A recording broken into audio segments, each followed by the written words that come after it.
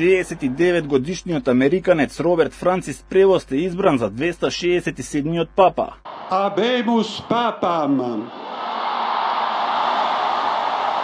Пред појавувањето на балконот на базиликата Свети Петар, новиот папа се подготви избирајќи го своето папско име Лео 14, кое често укажува на насоката на неговото идно раководење.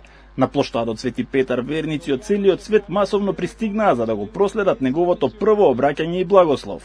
Ancora conserviamo nei nostri orecchi quella voce debole ma sempre coraggiosa di Papa Francesco che benediva Roma. Il Papa che benediva Roma dava la sua benedizione al mondo intero, quella mattina del giorno di Pasqua. Consentitemi di dar seguito a quella stessa benedizione. Dio ci vuole bene, Dio vi ama tutti e il male non prevarrà. На вториот ден од конклавата, неколку минути по 18 часот по средноевропско време, Бел Чад започна да се издига од оџакот на Систинската капела и задзвонеа звоната во Ватикан.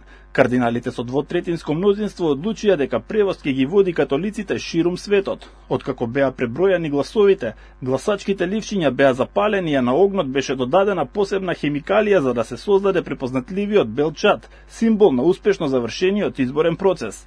69-годишниот Роберт Францис Превост по потекло е од Чикаго. Од 2015 година е бискуп на Чиклајо во Перу, а од ноември 2020 година е член на Конгрегацијата за бискупи.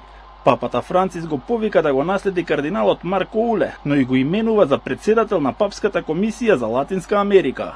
Тој е познат по неговото умерено и балансирано однесување, а се препознава и по неговото солидно проценување.